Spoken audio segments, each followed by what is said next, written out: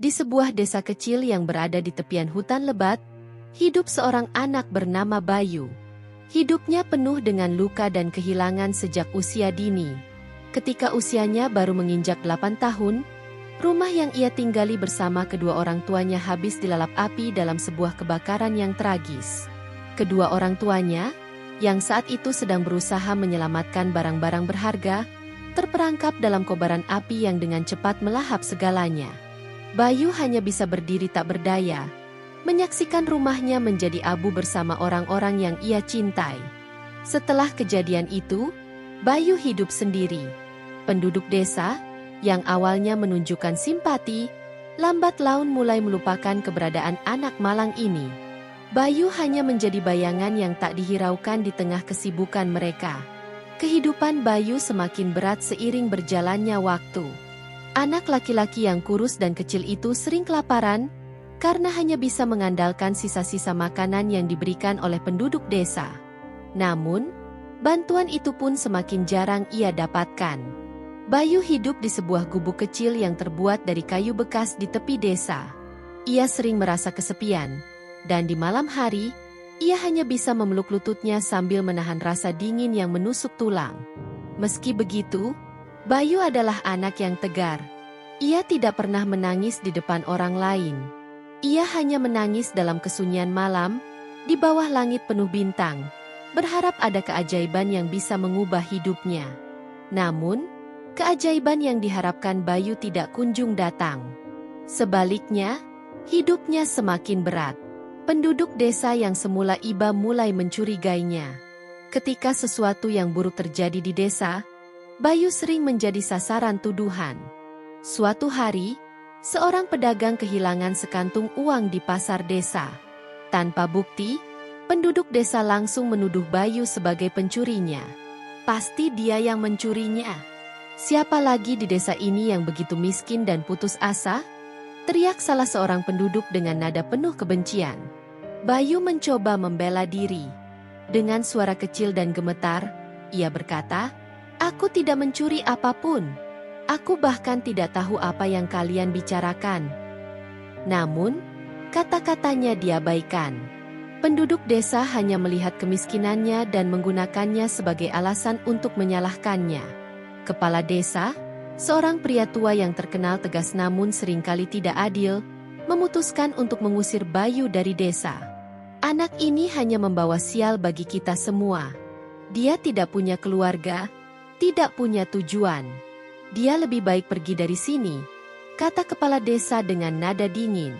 Tidak ada yang membela Bayu. Bahkan orang-orang yang pernah memberinya makanan kini diam 1000 bahasa, tidak berani menentang keputusan kepala desa. Bayu hanya bisa menunduk, menahan tangis yang hampir pecah. Ia merasa hatinya hancur berkeping-keping. Dengan langkah berat, ia meninggalkan desa, membawa rasa sakit yang mendalam di hatinya. Hutan yang gelap dan lebat menyambut Bayu dengan sunyi yang menakutkan. Bayu tahu bahwa hutan ini terkenal sebagai tempat yang berbahaya. Banyak cerita dari penduduk desa tentang orang-orang yang tersesat di hutan ini dan tidak pernah kembali. Namun, Bayu tidak punya pilihan lain. Dengan perasaan takut dan putus asa, ia melangkah masuk ke dalam kegelapan hutan. Udara di dalam hutan terasa dingin dan lembab. Suara burung hantu dan gemerisik dedaunan membuat Bayu semakin waspada. Namun, di balik rasa takutnya, ia juga merasa sedikit lega. Di dalam hutan ini, tidak ada orang yang akan menuduhnya atau mengusirnya. Hutan ini, betapapun menakutkannya, adalah satu-satunya tempat yang bisa ia sebut rumah.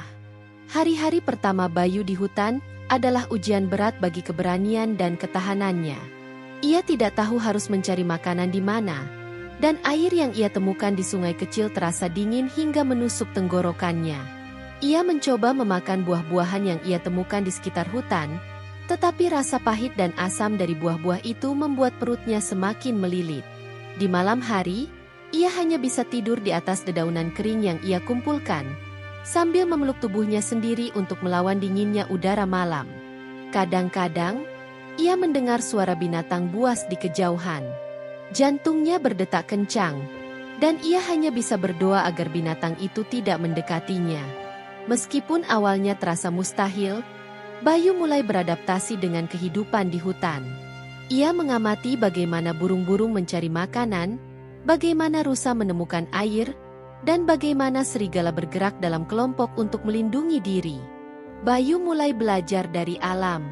Ia menemukan cara untuk mencari buah-buahan yang aman dimakan, dan ia mulai membangun tempat berlindung sederhana dari ranting dan daun. Setiap hari adalah pelajaran baru bagi Bayu. Ia belajar bahwa hutan tidak sekejam yang ia bayangkan. Di balik semua bahayanya, hutan ini juga penuh dengan kehidupan dan keajaiban. Suatu hari, saat berjalan menyusuri hutan untuk mencari makanan, Bayu mendengar suara gemuruh yang aneh. Suara itu terdengar seperti batu yang runtuh, disertai suara jeritan yang tidak biasa. Dengan rasa penasaran bercampur cemas, Bayu mengikuti arah suara itu. Ia berjalan melewati semak-semak dan pepohonan, hingga akhirnya ia menemukan sebuah pemandangan yang mengejutkan. Di depan matanya, seekor ular raksasa terperangkap di bawah reruntuhan batu besar. Sisik ular itu berkilauan seperti emas, tetapi tubuhnya tampak lemah dan kesakitan. Bayu terpaku di tempatnya, tidak tahu harus berbuat apa. Awalnya, rasa takut menguasai Bayu. Ular itu sangat besar, dan Bayu tahu bahwa satu gigitan ular itu bisa membunuhnya dalam sekejap. Namun, saat melihat mata ular itu yang penuh dengan rasa sakit, rasa iba mulai mengalahkan ketakutannya. Bayu mendekati ular itu dengan hati-hati, berusaha untuk tidak membuatnya merasa terancam. Ia melihat bagaimana batu-batu besar itu menindih tubuh ular tersebut, membuatnya tidak bisa bergerak. Bayu tahu bahwa ia tidak bisa meninggalkan ular itu dalam keadaan seperti ini. Aku harus membantunya, pikirnya dengan tekad yang perlahan tumbuh di hatinya. Dengan tangan kecilnya, Bayu mulai mengangkat batu-batu yang menindih tubuh ular tersebut. Pekerjaan itu tidak mudah. Batu-batu itu besar dan berat, dan Bayu harus mengerahkan seluruh tenaganya untuk menggesernya. Tangannya terluka karena ujung-ujung batu yang tajam, tetapi ia tidak peduli. Ia terus bekerja, meskipun tubuhnya mulai lelah dan napasnya terengah-engah. Ular itu hanya diam, seolah-olah menyadari bahwa Bayu sedang mencoba menolongnya. Setelah berjam-jam bekerja tanpa henti, Bayu akhirnya berhasil membebaskan ular itu. Ular raksasa itu mengangkat kepalanya tinggi-tinggi, menatap Bayu dengan mata yang tajam namun penuh rasa terima kasih. Setelah ular raksasa itu bebas, Bayu hanya bisa duduk terengah-engah, kelelahan setelah perjuangannya yang berat. Tiba-tiba, ular itu menggerakkan tubuhnya dengan anggun, meskipun masih terlihat lemah. Bayu memandangnya dengan hati-hati, setengah takut ular itu akan menyerangnya. Namun, alih-alih menyerang, ular itu berbicara dengan suara yang dalam dan lembut. "Anak manusia, kau telah menyelamatkan hidupku." Bayu terkejut hingga tak bisa berkata-kata. Suaranya gemetar saat ia akhirnya menjawab, "Kak, kau bisa berbicara?" Ular itu mengangguk perlahan. "Aku adalah Ratu Ular, penjaga hutan ini. Tidak semua makhluk sepertiku bisa berbicara dengan manusia, tapi aku memiliki kekuatan khusus." Bayu masih tak percaya dengan apa yang baru saja ia dengar, tetapi ia tahu apa yang ia lihat nyata. Ratu Ular melanjutkan, "Kau telah menunjukkan keberanian dan kebaikan yang jarang dimiliki manusia. Sebagai balasannya, aku akan memberikan sesuatu yang akan mengubah hidupmu." Dengan gerakan anggun, Ratu Ular membuka mulutnya, dan dari dalam mulutnya keluar sebuah kalung kecil yang berbentuk ular dengan sisik berkilauan emas. Ratu Ular menjelaskan, "Kalung ini adalah simbol perlindungan. Selama kau mengenakannya, tidak ada bahaya di hutan ini yang akan menyentuhmu. Selain itu, kau akan mendapatkan kemampuan untuk berbicara dengan hewan-hewan lain di hutan ini." Bayu memegang kalung itu dengan tangan gemetar. Kalung itu terasa hangat di tangannya, seolah-olah memiliki kehidupan sendiri. "Tapi kenapa kau melakukan ini untukku?" tanya Bayu, suaranya masih dipenuhi kebingungan. Ratu Ular menjawab, "Karena kau adalah manusia yang berbeda. Ketika orang lain mungkin akan meninggalkanku untuk mati, kau memilih untuk menolong. Hati yang seperti itulah yang patut dihargai. Bayu mengenakan kalung itu, dan segera setelah itu, ia merasakan energi yang hangat mengalir melalui tubuhnya, seolah-olah seluruh kelelahan dan rasa takutnya hilang begitu saja. Hari-hari berikutnya di hutan berubah sepenuhnya bagi Bayu.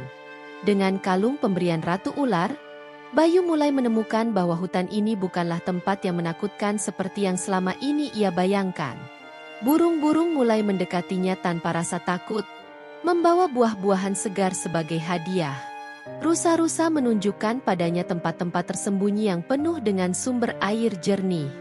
Bahkan serigala, yang biasanya mengintimidasi, tampak ramah dan melindungi Bayu dari bahaya. Bayu mulai merasa bahwa ia akhirnya memiliki keluarga baru di dalam hutan. Meskipun ia kehilangan orang tuanya, ia kini memiliki teman-teman yang tidak pernah menghakiminya dan selalu ada untuknya. Tidak hanya kehidupannya menjadi lebih mudah, tetapi Bayu juga belajar banyak hal dari hutan dan makhluk-makhluk di dalamnya. Ia belajar bagaimana membuat perangkap sederhana untuk menangkap ikan di sungai, bagaimana mengenali tumbuhan yang bisa dimakan dan yang beracun, serta bagaimana membuat tempat berlindung yang lebih kuat. Suatu hari, seekor burung hantu tua mendekati Bayu dan mulai berbicara dengannya. Burung hantu itu berkata, "Hutan ini adalah tempat yang penuh dengan rahasia, tetapi juga penuh dengan kebijaksanaan. Jika kau mendengarkan dengan hati-hati, hutan ini akan mengajarimu cara hidup yang sejati." Bayu mendengarkan dengan seksama, dan ia mulai melihat hutan bukan hanya sebagai tempat tinggal, tetapi juga sebagai guru yang memberinya pelajaran hidup yang berharga. Beberapa bulan berlalu, dan Bayu merasa semakin terhubung dengan hutan. Namun, suatu hari, kehidupan tenangnya terganggu oleh kedatangan orang-orang dari desanya. Penduduk desa, yang dulu mengusirnya dengan kejam, kini tersesat di dalam hutan. Mereka tampak lelah, lapar, dan ketakutan. Ternyata, desa mereka sedang dilanda kekeringan hebat. Tanah-tanah pertanian menjadi tandus, dan sungai yang menjadi sumber air mereka telah mengering. Mereka memasuki hutan dengan harapan menemukan makanan dan air, tetapi hutan yang lebat membuat mereka kehilangan arah. Ketika mereka melihat Bayu, mereka hampir tidak mengenalinya. Bayu, yang dulu kurus dan lemah, kini tampak sehat dan penuh percaya diri. Para penduduk memohon kepadanya, "Bayu, tolonglah kami. Kami tidak tahu harus pergi kemana lagi." Bayu merasa hatinya dipenuhi campuran emosi. Ia masih mengingat bagaimana mereka memperlakukannya dengan kejam, bagaimana mereka menuduhnya mencuri dan mengusirnya dari desa. Namun, ia juga melihat wajah-wajah mereka yang putus asa, terutama anak-anak kecil yang menangis karena kelaparan. Hatinya yang lembut tidak bisa mengabaikan mereka. Setelah berpikir sejenak, Bayu berkata, "Aku akan membantu kalian, tetapi kalian harus mengikuti perintahku." Para penduduk desa mengangguk dengan penuh rasa terima kasih. Dengan bantuan hewan-hewan hutan, Bayu memandu mereka ke sumber air yang tersembunyi jauh di dalam hutan. Ia menunjukkan tempat di mana mereka bisa memanen buah-buahan liar dan berburu dengan cara yang tidak merusak keseimbangan hutan. Para penduduk desa terkejut melihat bagaimana Bayu begitu akrab dengan hutan dan makhluk-makhluk di dalamnya. Mereka menyadari bahwa mereka telah salah menilai anak ini. Kepala desa, yang selama ini bersikap dingin dan tidak adil kepada Bayu, mendekatinya dengan wajah penuh penyesalan. "Bayu, kami telah melakukan kesalahan besar padamu.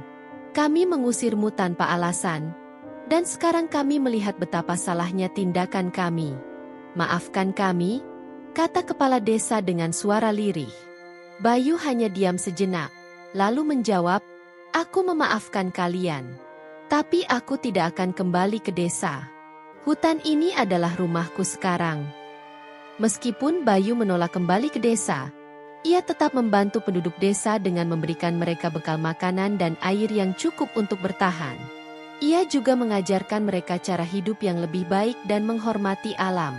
Para penduduk desa belajar banyak dari Bayu, Dan mereka berjanji untuk tidak pernah lagi menghakimi seseorang berdasarkan penampilan atau status mereka. Bayu merasa lega bahwa meskipun ia telah meninggalkan desa, ia bisa memberikan sesuatu yang berarti bagi orang-orang yang dulu pernah menyakitinya. Sebagai bentuk penghargaan atas keberanian dan kebaikan Bayu, Ratu Ular memberikan hadiah terakhir kepadanya. Ia memerintahkan ular-ular lain untuk membangun sebuah rumah kecil di tengah hutan, di dekat sungai yang jernih.